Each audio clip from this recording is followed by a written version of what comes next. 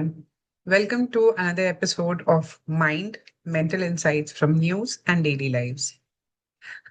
Have you ever sat down just for 5 minutes of scrolling after a long day or a long activity and suddenly realized that it has been hours? Maybe the sun has already set, your tea has gone cold, and you've somehow ended up watching a video of someone else making maybe a bread pakora on a street of Delhi or an Oreo sandwich somewhere. Things which you did not intend to look at when you started scrolling. Most often we laugh it away and just take it as a time pass. But as a mental health coach, I would like to say that I see a different story here. There was a recent survey by economic survey for the year 2025-26, and it flagged a very alarming rise in digital addiction across India.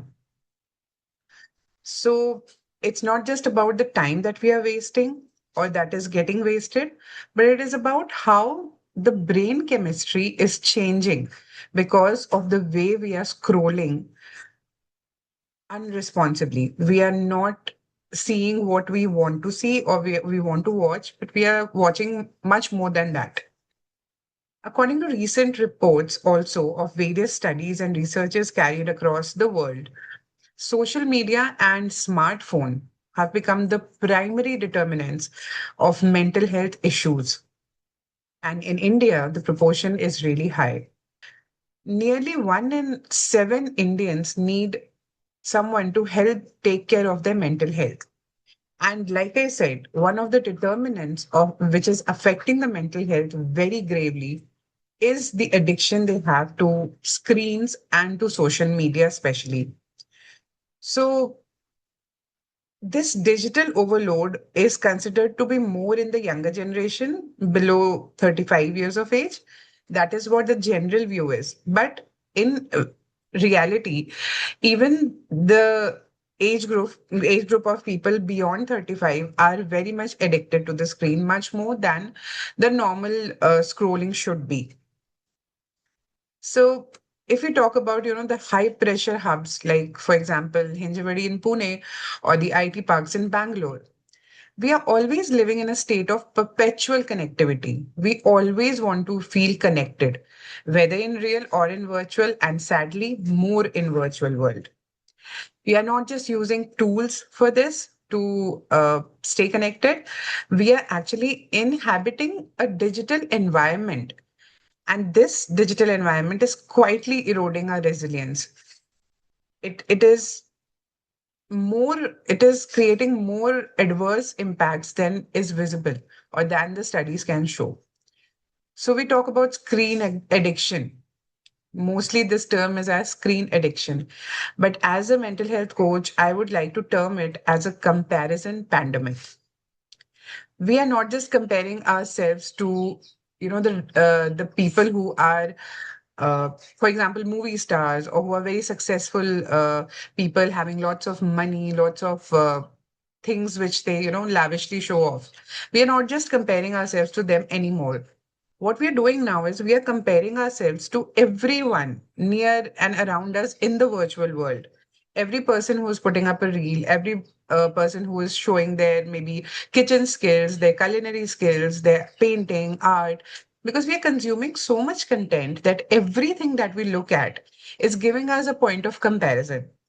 And when we compare, mostly when you are talking to someone, it is different. But when you're sitting alone and scrolling your screen, whenever you are in a state of comparison, you end up seeing that you are left out. You are behind what you are seeing. And that is not a good feeling to have. And that is not even reality for that matter. And when we understand something about ourselves through means like this, what happens is not a healthy goal setting that, I have to learn this or I have to grow in this way. It doesn't happen that way. You become more sympathetic towards yourself and you become more disappointed with yourself. So I'm not asking you to go and throw away your phone or, give away your TV. I'm not saying that. I'm not here to judge. but I'm here to analyze the mindset behind this habit. Why do we scroll? If I ask you, think for 10 seconds, what is the reason that we scroll? It is often because we want a dopamine hit. We want to escape that moment of boredom or stress, which could actually be a moment for connecting with your inner self. So we are no longer connecting with the inner voice that is there. We are more towards, absorbing whatever content we can see over that screen because it's so freely available. And like I said, you keep on scrolling and you don't even realize that it's been hours. So in NLP terms, what we call it is limited internal map. We've trained our brains to believe that relief only comes from something that is giving us more pictures in motion, something which is going on. We look at it, and that is giving us relief. It's helping us to overcome our stress. So there's a loop that gets created. You are stressed, you scroll, you compare, and you're more stressed. So again, when you're more stressed, you again scroll, you compare again, and you become even more stressed. So it is not giving us any benefit. It is only making things work for us, worse for us. It's like, you're pressure cooking your mind and the steam is not even coming out. So imagine, how much is getting inside the heads.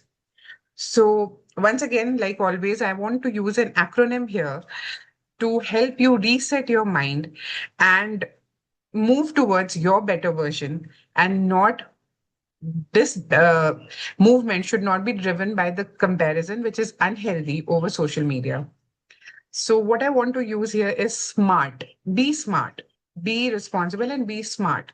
So with smart I mean stop. First of all, the moment you feel that you are scrolling and scrolling and scrolling, take a 3 to 5 seconds break. Just stop there, and then you'll break the loop. You'll break the pattern of going on and on and on. M is for monitor. Ask yourself, what is it that you're feeling now that is driving you to go and pick up your phone and start scrolling? What is it that you're feeling? What is it that you don't want to feel, because of which you think that the phone will give you content to divert yourself or to de-stress yourself? What is it that you're feeling?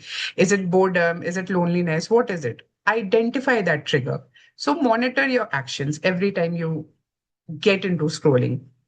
Next is anchoring. Anchoring is a very powerful technique of NLP. So, what I want you to do is touch your thumb and forefinger together. Take one deep breath. So, when you are scrolling and you stop and you do this, it gives you a reminder that what you're doing is not fruitful. It is taking a lot of time, which it should not. That reminder gets triggered in your mind, and that helps you to break the pattern again.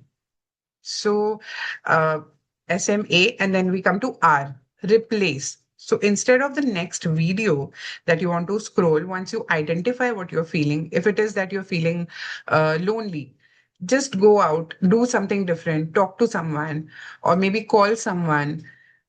When you're calling, you're not using the screen, by the way. You're using your device, but you're not using the screen. So go and call someone, maybe go out and water your plant. Just, replace the activity of constant scrolling with something else which diverts your mind.